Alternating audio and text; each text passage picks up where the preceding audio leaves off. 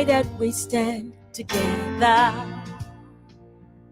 Divided we can't deliver much.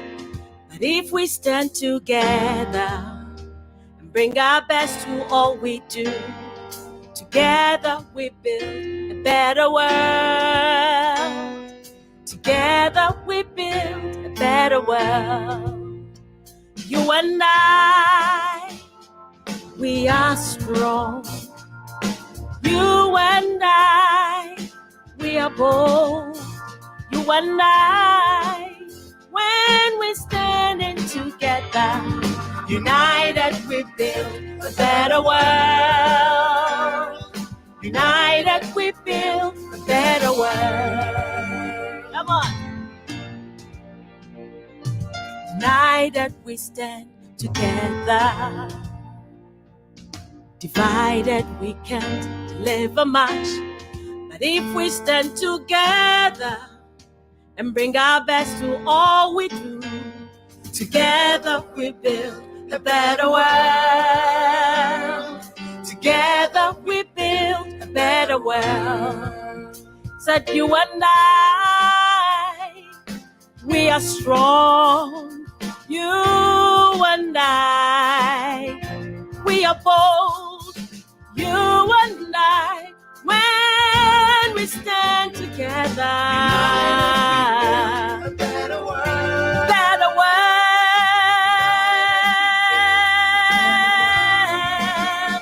You and I said we are strong. You and I, we are bold. You and I, when we walk together, a better world. Better world is on her way when we stand together.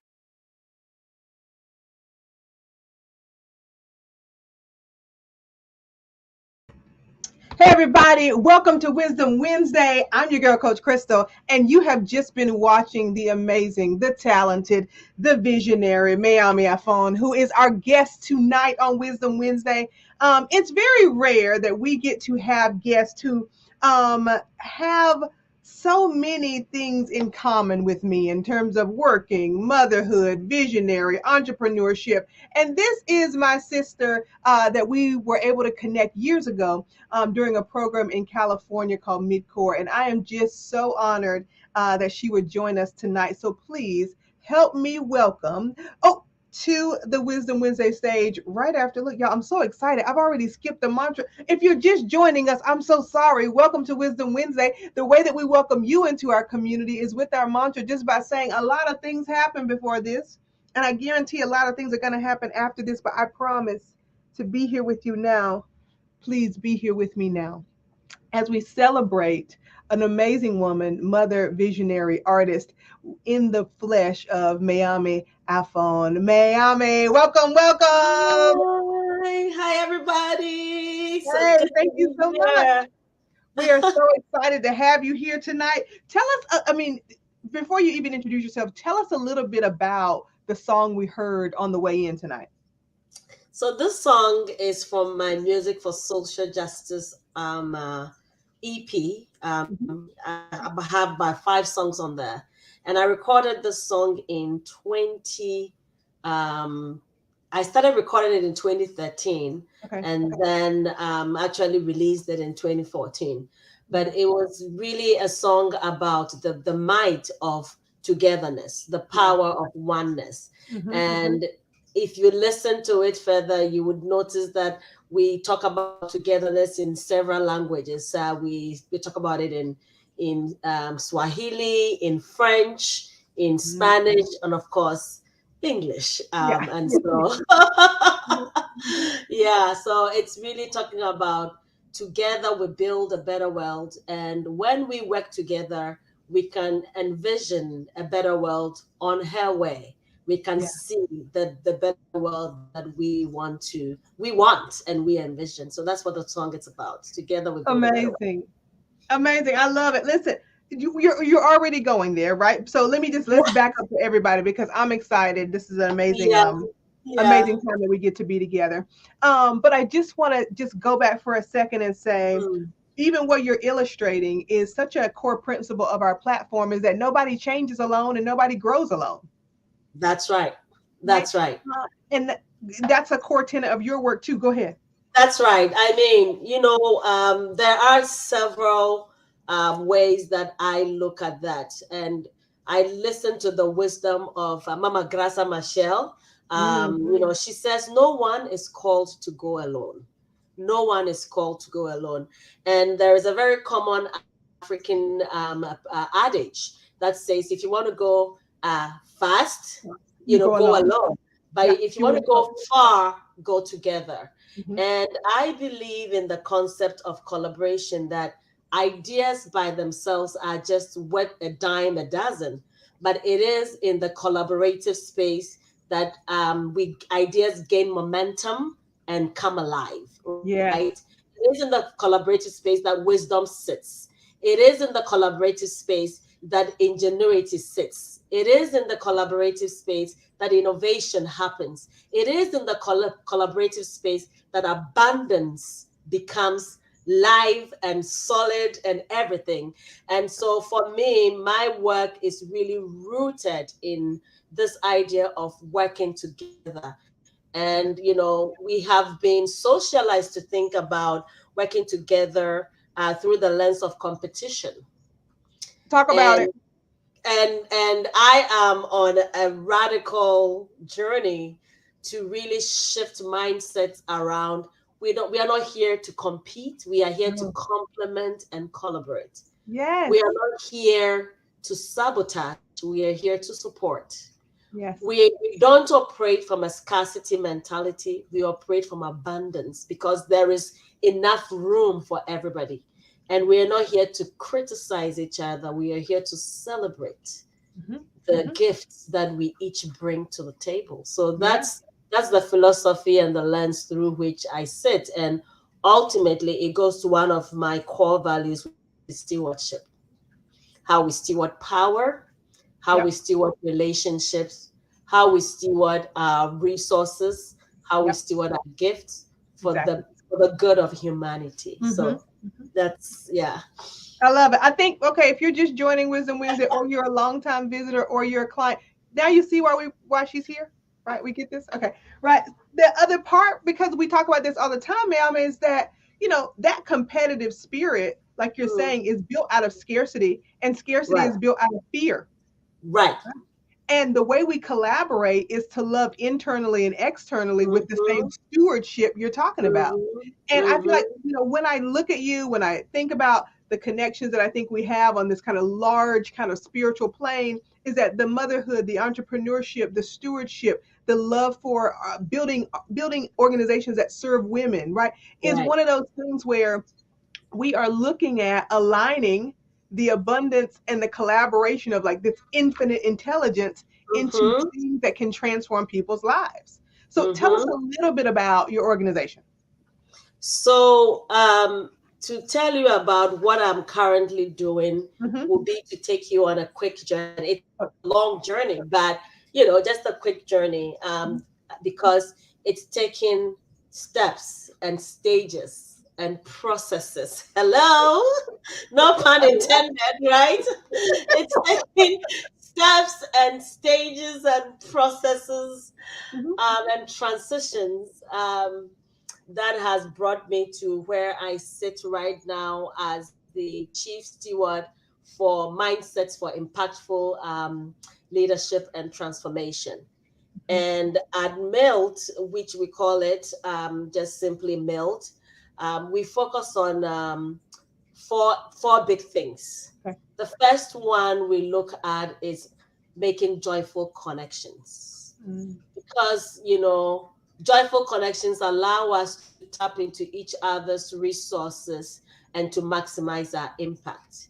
That when you sit in community with people, when the competitive lens is gone and the scarcity mindset is gone, and you come with celebration and abundance and collaboration, that is where joyful connection sits. So we facilitate these connections. where we find people with gifts and talents and resources and bring them together to solve some of the urgent issues that we are all sitting in as a global community. So that's one thing. Then the second thing we do is dynamic facilitation.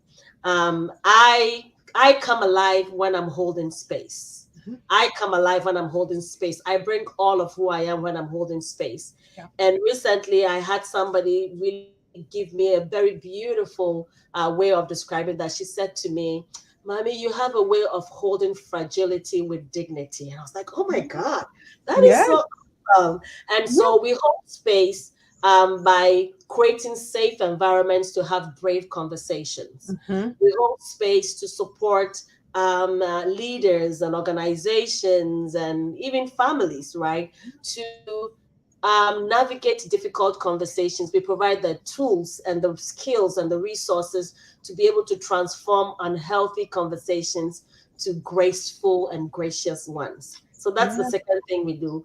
And then the third thing we do is just impact coaching. And so you would notice that I'm an impact coach and really supporting leaders on their journey, leaders at all levels Yeah. on their journey, to really figure out, to discover their why, to find themselves authentically, and to unleash potential and have meaningful impact. And then the last thing we do at MILT is really what I call thoughtful leadership, because Mm-hmm. ultimately our mantra is that transforming leaders for a whole world. And Yeah. so the thoughtful leadership allows us to create content in a very powerful way that allows leaders to really, whether it's strategic planning or the different things they are doing within the organization, we provide those kinds of training, create the content, and provide that information, that relevant information you need to go on with your work and make a difference and facilitate change. And I intentionally use the word facilitate change because we hear a lot of people talk about, I want to change the world, especially in our work. Everybody's like, Right. I want to change the world. So you are changing the world. I'm like, no, I'm not changing the world. No. I am facilitating for Change. change to happen. I'm Yeah. a conduit. And I really, that crystallized for me through a quote from Rumi. Rumi said, at first I was When I was young. Yep. Go ahead. wise. Yeah. Uh-huh. At first, I was clever, so I wanted to change the world. Yeah. Now I am wise, so I am changing myself. And Exactly. that is my philosophy around change. Yeah, So, I love it. I love it. The thing that I think people get confused about in the change space, in the space in the middle of transformation, Miami, is that they start to confuse awareness with transformation, right? And so many people, I've named this. I have it's a sickness. It's because people love to label themselves with all kinds of things these days. So right. I have labeled this acute awareness syndrome, when Mm, people are so acutely aware of the things that are wrong with them that it turns into just a repetitive motion of being aware and saying the thing that is uncomfortable or the thing that is incongruent, but not yeah, actually taking that next step to transform it into right. something they would love. Right. Yes. And so when you talk about leadership, many people here might say, oh, yeah, that's me. But some other people might say, oh, no, I'm not a leader. But it's Mhm. just like when I talk to my clients about, everybody doesn't think they're in the mind of business, but your life is your business. That's right. Right. And so this kind of dichotomy that we think we have to be something to do something continually rubs against the personal and the professional, where we Mhm. believe that there is no professional development without personal development. So you can say you want to be the I love greatest that. thing ever, but ultimately that internal thing is going to either fuel or disrupt that exterior title. That's right. Right. I just had to write that quote down. There is no professional development without personal development. So I was like, that's wisdom right there. Let me add that to my toolbox because girl, I need it.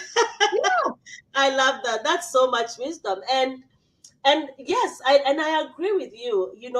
When I think about leadership, Hmm. and the conversations I have and the spaces I sit, in some spaces I'm chairing a board, In some spaces, I'm leading as a visionary. In some spaces, I'm holding space, you know. In some spaces, I'm teaching, all of that, right? And one of the things that often when we are working with leaders, I have noticed is that a lot of us are stuck in the doing, right? We are all stuck in the doing. And one of my bosses said to me once, Mommy, you know, you're not a human doing, you are a human being. And I was like, oh my God. Right. You know, so the idea of human doing versus human being. Yeah. And this idea, the transformation happens when we are fully aware and present with ourselves. Yeah. Because the doing, I'm not saying the doing is bad, because you are not what you do, but who you are being is manifested through the things we do that people can see visibly. Yes. But we become so caught up in the doing that we don't take the time to work on the being. And that's where our social, emotional, relational intelligence comes in. How do you show up as a leader? And in Ghana, where I grew up, we always say, how are you leading your life? And I never really used to understand it. But how you lead your life informs how people see you and how people engage you and how people experience you. Yeah. Yeah. And this is, I mean, this is intrinsic wisdom, right? But sometimes it is just a matter of shifting the word. That's right. Right? Because the shift in the word changes the shift in the mentality changes the emotion changes the action, right? And so when we think about that, like, what would it mean to say, how are you following your life? Right? That means you're just getting drug along in this, right? In this system that someone else has created, and you're not leading at all. You're not leading the charge of who you really are. You're letting someone else kind of dictate these breadcrumbs, and you're just following along. I mean, that's one of the big gaps that I love kind of detangling for our clients in terms of, listen, success is what you deem you want to be better and great at. Right. Not what the structure says you can check off the boxes and then they'll give you a promotion or a raise or a new title. Right? Because that's not leadership. That's right. And I think you know, I love quotes, right? I'm a student of quotes because I find them to be very succinct and at the same time very powerful in transferring information in a very bold way. And Howard Thurman has a quote. And I first heard it because Oprah was used it. And the quote is, you know, something to the, I'm going to paraphrase it, but he said, don't ask what the world needs. Go out and come alive, because what the world needs are people who have come alive. Right? Don't just sit there and say, okay, what does the world need? The world, there are things that the world needs, but the world needs people who have come alive. And so go out, find yourself, and when you are alive, you can become part of the solution for what the world needs. And I think that is it's at the heart of leadership. To be an effective leader, to be an influential leader, requires coming alive with yourself, being comfortable with yourself, being present with yourself, knowing your boundaries, knowing when to say yes and when to say no. I always say that yes is an expensive currency. So we say the same thing. Right? And so it just, leadership is about, first of all, being alive, coming alive, and just sitting with yourself in reflection and just being comfortable with who you are, and just also beginning to see what are the things that I come pre-packaged with. What are the giftings that I have? Why am I occupying space on God's green earth? What legacy do I want to leave? That, yeah. How do I want to be remembered? Mm-hmm. How am I leveraging and tapping into my gifts? How am I bringing my full, whole, and authentic self unapologetically? Yeah. That I is the mean, essence of leadership. In exactly. fact, the basics. The That's basics. the foundation, exactly. But that's also the essence of the human experience, That's right. right? And we are so, I think many of us, many people are falling victims so hard to right now, like in a, we've been navigating a pandemic, and I often talk about we've also been navigating an infodemic where there's so much information out there that people are trying to digest on their own, and it's making them sick. It's trying to compare their lives to other people. It's trying to Yeah. get another Yes. certification without being certified in themselves. It's like Yes. all of these things. And I just keep telling people, one of my mentors, Mary Morrissey, says that information without action is merely entertainment, right? And Mm-hmm. so I like to take that a step further and say information without instruction leads to insecurity.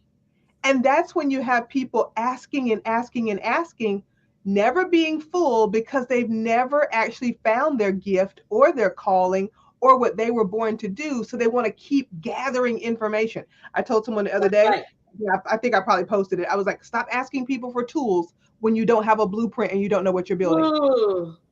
Mm. Right? Because Mm. that's very different. The accumulation of Mm-hmm. things is very different than the integration. It's like you were saying before, the collaboration versus the competition. Right. Competition tells us we need more tools, we need more tools, we need more tools. Exactly. Collaboration says we need to connect with the next person. We need to That's connect with the right. next person. That's right. That's right. And Yeah. collaboration sits in authentic human connections. That's it. Yeah. You Yeah. know, as you were speaking, as we've been talking about, just you said something that clicked for me a little bit because I had seen a post from Thrive that I had posted the other day Uh-huh. around comparing yourself to other people. And it was a reminder that says life is not a race. Don't compare your journey to anyone else's. Go Mm-hmm. at your own pace. Yeah. And sometimes, especially around the infodemic that you were talking about, social media is great, but social media sometimes can also make us insecure, make us lose our minds. And the thing is, what we people don't realize is that sometimes I have to turn it off just for my You own mental yeah. well-being. Because you might go on somebody's stuff and you're like, oh my God, here I am, speaking at blah, blah, blah, blah. And you're like, but what am I doing? I Yeah. was recently talking to one of my girlfriends and she's like, Mommy, I think I'm not doing enough. And I'm like, what do you mean? She's like, I need to do more. And I'm like, no, it's not about doing more. It's No. about being where you are called to be.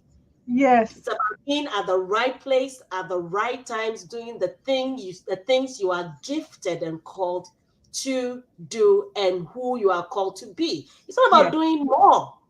No. No. Because You what is know? more gonna what does more actually get you? Exactly. Right. And I think if we learned anything from the pandemic, Mama, is that no one is exempt. Right. We all have one beginning and one ending, and they all look exactly the same. The unique aspect we have is the pathway we're walking, the life we're living by design Right. in collaboration Right. with the infinite. So that's all Right. you get to really do. That's right. That's right. And the more this no syndrome, the syndrome of more is something that the pandemic taught us a lot about. Because in Hmm. the pandemic, I mean, I had shoes and clothes. I'm like, I barely wore those things for 2 years. And I was like, we actually just need very little. We need Yes. the essentials, right, to Right. live.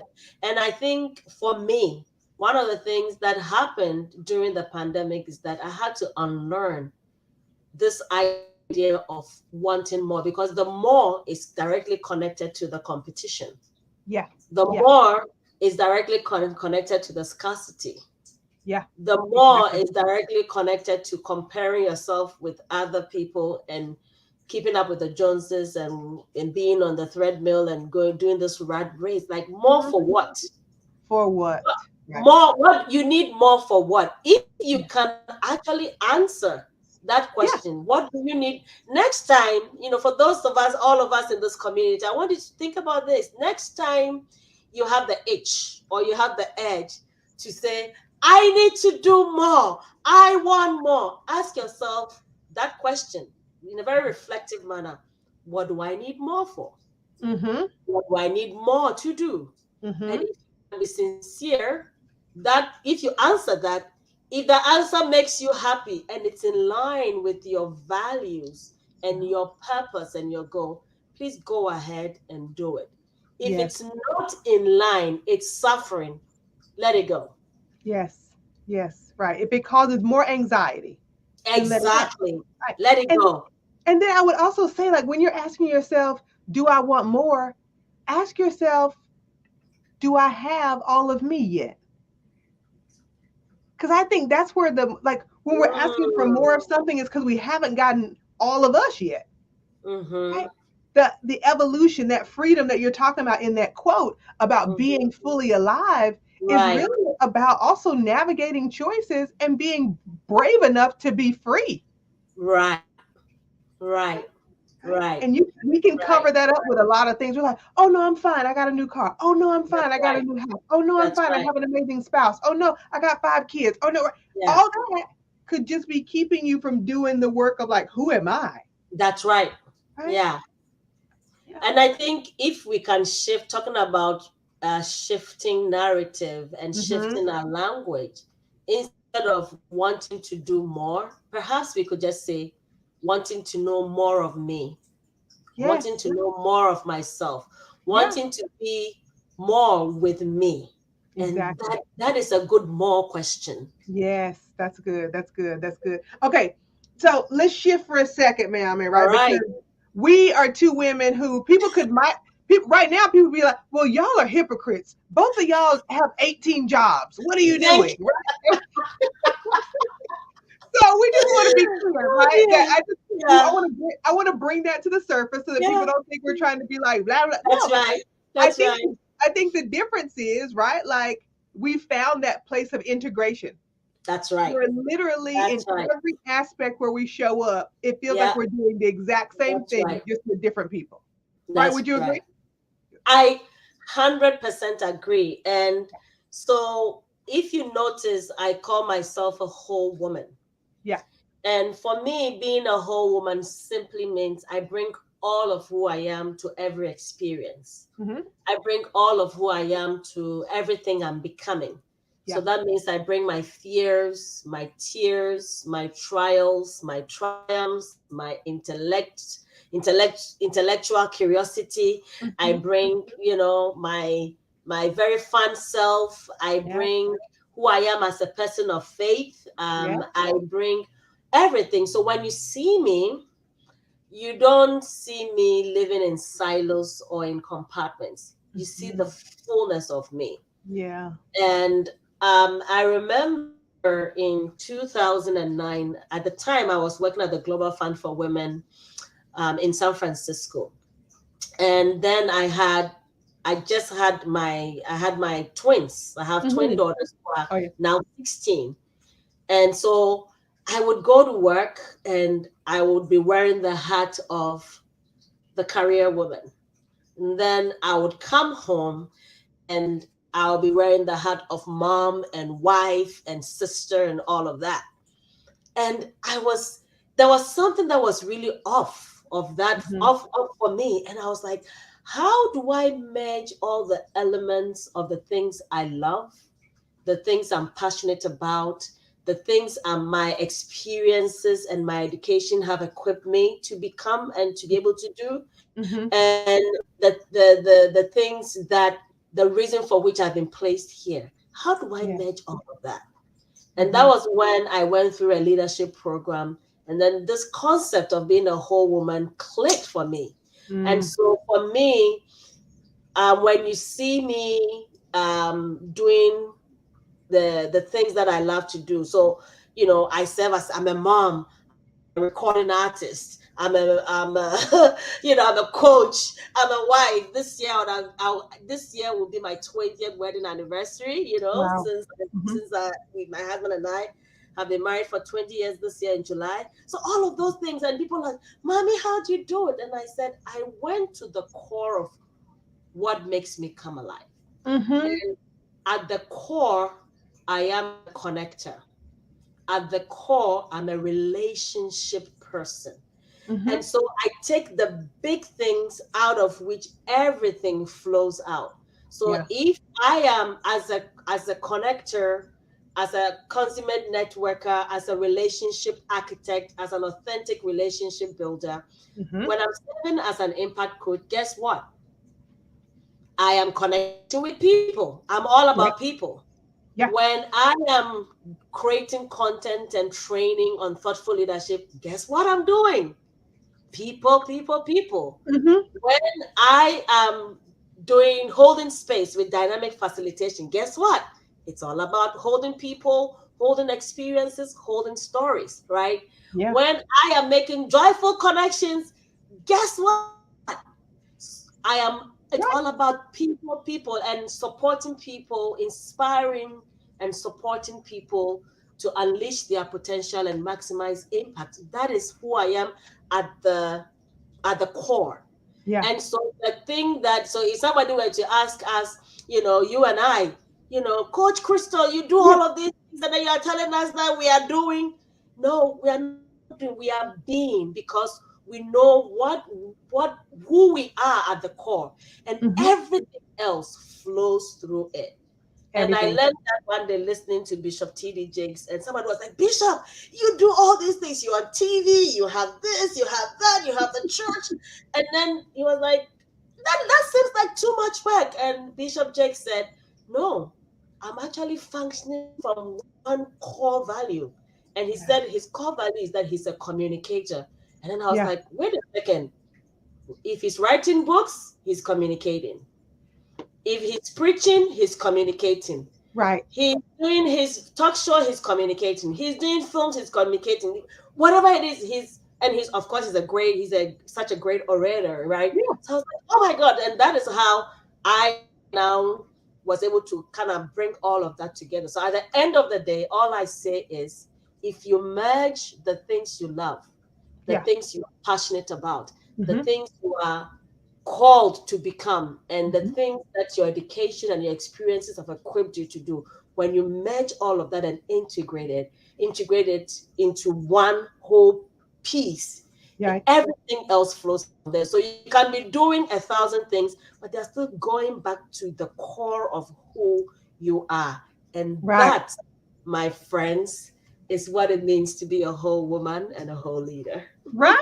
Because what you're saying is, when you bring all the pieces together, a whole piece equals a whole person, right? That's right. And I totally understand what you're saying. I tell people all the time, and coming from where we come from in terms of nonprofit industries and, organizational leadership, where people want big missions and big visions. When I say, listen, I got 2 core values, people are like, what, 2? I'm just supposed to have 18? No, right? I have 2 core values. They're love and trust. I don't do anything I don't love, and I don't work with people I don't trust. That's right. Yeah. In every area. So it makes things very clear, right? That I can show up as fully myself, because we know another part of it, just in terms of being a whole woman, Maame, is being able to see yourself and then be seen fully by others. That's right. That's right. Oh my God. Because people like to take little bits and pieces and try to create an identity for you, but there's multiple pieces to this puzzle. Yes, I mean, that triggers something for me in a good way, right? Triggers are not always bad, okay? No. But I did a course for MasterCard Foundation Scholars. They have a Bilba platform that I have done several courses for, and I did one on collaboration. And I grounded the collaboration in some African concepts. So when you talk about seeing and being seen, 2 of the concepts that I used, one is, actually both of them are from Southern Africa. And the first one is called Sawubona. Sawubona, Sawubona. And it's like similar to how people see us. When you see somebody around, you greet them, you say, hey girl, good morning, and hi girl, all of that. But in South Africa, when they are greeting, I believe when they are greeting people, they might say Sawubona, and the response is Yebo Sawubona, right? But when you translate that, Sawubona means it's good to see you, and the response Yebo Sawubona means it's good to be seen. Yes. So this idea of seeing and being seen is so critical when we think about the space and leadership and everything that comes with it. When we talk about, these days, when you talk about DEI and diversity and equity and inclusion, I believe that the ultimate outcome of DEI is belonging. Yes. But belonging by itself can be a cliche word. Yes. Because there are spaces that I don't want to belong to because they might. Wait a minute. I say this all the time. People look at me crazy. I'm like, some of this work that we're doing on equity, diversity, inclusion, anti-racism is, how about I don't even want to be over there anyway? What are we doing? Like, where's the freedom and the choice of the individual? Okay, continue. Right. So it's not every space that I want to belong to, but when you break belonging down, for me, to belong means I feel seen, I feel heard, I feel respected, I feel dignified, I feel valued, and I feel supported. If you can break belonging in those terms for me, I want to belong. I just don't want to belong because somebody said, oh, you belong here, right? No, or did I it want come with some type of social badge? Exactly. I want to be seen, heard, loved, respected, dignified, all of those things. That's belonging. So that's one. So this idea of Sawubona, and to see people, is Sawubona, literally, it means I see where you've come from. I see the shoulders on which you sit. I see the journey you've come through to be where you are. I see your ancestors. I see the people who have grounded you and shaped you to be the person you are. And the response is, it is good to be seen. And so we see each other, with all of who we are, with what we come with. And that is where authentic human connections sit. So I love the concept of being seen and through the lens of Sawubona. And then the second one is Ubuntu, which I'm sure some of you have heard. And Ubuntu literally means I am because you are. That we are interconnected. I am because you are, right? My life beyond is time and space. Exactly. And I remember in 1957 when Ghana got independence, President Dr. Kwame Nkrumah, he said at that time, he's like, the independence of Ghana is meaningless unless it is connected to the independence of all other African states. And that is the essence of Ubuntu. Yeah. This is good. We could jump into a whole other like diasporic conversation, right? Because I'm from the south of the United States, right? And that is, I mean, the translation of that is so clear. I mean, elders always say, well, hey, good to see you. It's good to be seen. And people think that they're saying it like as, well, I'm old and I didn't want to die yet. But it's the same derivative. It comes from the same place. Right? And it just, this kind of, what I think sometimes we miss is this trickle of humanity that's flowing through all of us, and we miss it because it's not said in the right tone, or we don't hear it from the right perspective. But it's that thread, it's that infinite intelligence, it's that commonality that you were talking about before that keeps us coming to each other for that relational intelligence, and then keeps us refining who we are through experience. That's right. Yeah, and I think ultimately, when we think about even leadership, before you are a leader, you are a human being. And when we can understand that, it changes how we engage this whole topic of leadership and transformation and bringing your best self and self-care and wellness and all the things that we are talking about. Before you are anything, you are first and foremost a human being. And if we Yeah. can start operating from who we are as humans, Yeah. just humans, it changes how we engage and see each other. And for me, it is my goal. In fact, it is my mantra. Like when I want, I always ask myself, how do I want people to experience me? If Mm. someone sees me and walks away from me, how Mhm. do I want them to experience me? Yeah. And I often say, especially with my music, I don't call my music anything. I call it wholesome music because my Mhm. goal with my music is to inspire, uplift, and encourage. And Yeah. so usually when I do even a mental check, right? When I'm holding space, I'll do checkouts just to see how people are feeling, what they came in with, how they are working away, and all of that. But for myself, I also do that mental check that anytime I'm in a space or I have an opportunity like that, and thank Yeah. you so much for inviting me. I really love this. Oh, oh. When I have opportunities like this, my goal is, did people walk away feeling encouraged? Yeah. Did people walk away feeling inspired? Did people walk away feeling uplifted because I showed up and brought my full self? And Exactly. that is the heart of who I am and Yeah. how I want people to experience me everywhere Yeah. I go. And that's the wholeness that you're talking about. Yeah. Okay. Now, Mayame, before we let you go, we know it's getting a little bit late. I got to ask you the question of the season. Okay. So each season in our podcast, we ask people a question. This Right. question comes from Don DeLillo, and he says that the family is the cradle of the world's misinformation.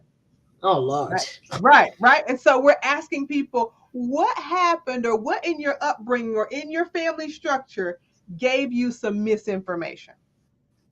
Hmm. Ah, oh, God. That's a hard. It is. It's a tough one, right? Because sometimes we're like, oh, what did we have to unlearn that our Oh, family, my gosh. you Yeah. know? Yeah. There are just so many things, but jeez, my God. Um, so I remember growing up, and my grandmother. I mean, I think it's more of the colonial mindset Hmm. that Hmm. um, growing up in Ghana, before I came to the US for college Yeah. in the Yeah. middle of nowhere in Iowa. Don't tell anybody. I grew up in the capital city in Accra, and it's like just being like in New York or Chicago. And then I remember flying into Minneapolis, St. Paul, and I was like, yeah, I could do this. And then it's a 3-hour drive from Minneapolis to my school in Decorah, Hmm. Iowa. Hmm. And 30 minutes into it, I was like, yeah, this is good. And then later, I was like, corn and cow. I was like, oh my God, I want to go home. I want to go home. But one of the things that growing up, my grandmother would tell us stories, and my grandmother once told me that when if you were going to church or you were on the way somewhere, and it was just like wisdom, was how people would speak in parables, I right? do. Yes. Yes. Uh-huh. Like, so she said, well, if you were going somewhere and you saw a white person, like, Hmm. go home because you've seen God. Right. And because we're But talking. it's all symbolic. It's all, it has representation. And so Yeah. anything that was Western, anything that wasn't African, as an African woman, as a Black woman, we were Yeah. taught to not even love our own hair, but our hair is culture. Our Yeah. hair is joy. Our hair, all of those things. And Yeah. so once I came to the US and I started looking at things, and I was like, but why did they tell me that that was better than I am? No, nobody is better than I am. I Hmm. can do that all by myself, okay? Hmm. I Uh-huh. got this. I am it, Right. Right. Right. And so I had to like be unapologetically me Yeah. and proudly African, unapologetically African, wear my hair, all the things. And Yeah. people are like, oh, how come, you have an accent? I'm like, and so that is who Yeah. I am. Like, Yeah. all the things that will come up. Yeah. But I had to unlearn that I am enough. I come pre-packaged with everything. I deserve to be here. I am worthy. And so as I've navigated, especially white spaces, Yeah. I've had to unlearn the things that told me I am not enough, or I didn't belong, or I don't qualify to be there. Oh, I qualify to be here. Yeah. And if you're not going to give me a chair, I'm bringing my own chair and I'm Right. a building right in front of you. Right. Right. Right. I So yeah, love that it. was like, it was more for me, it was like decolonizing my mindset of who I am and my worth, and that I belong, that I can, and yeah, I will. Yeah. Yes. Yeah, I love it. I love it, Maame. Thank you so much for sharing that. I love it. I love you. I'm so inspired by you. Thank you for even agreeing to be here with us. I know your time is valuable as, a mother, an artist, a coach, Mhm. a facilitator. I know you have many things you can do, and we're in different time zones. Yeah, So thank you so much. I really appreciate you. Um, Please join us again. And if you I don't know will. Maame Afon, I want you guys to drop right now and go over and follow at Maame Afon. You can check out more of her Mhm. music on her YouTube page. And I got Mhm. two announcements for you. One, if you don't have your tickets to Vision Camp Live in Charlotte, North Carolina on April 1st, what are you waiting for? Give me one day. I'll give you a blueprint to design a life you actually love, one of freedom, authenticity, confidence, and clarity. And two, if you don't Mm. have your copy of Steps and Stories, a 30-day devotional of growth with grace, you can jump over to anywhere where books are sold, Barnes& and Noble, Amazon, Trilogy Publishing, and grab your copy today. We are here for you to transform and grow. Don't just be aware of what needs to change. Take the next step to grow. And we'll be right back here next Wednesday for Wisdom Wednesdays. Thank y'all. Have an amazing night. Maame Afon, it has been a distinct Thank pleasure. you. Thank you. Thank you. Thank you for Good. joining us. Thank you.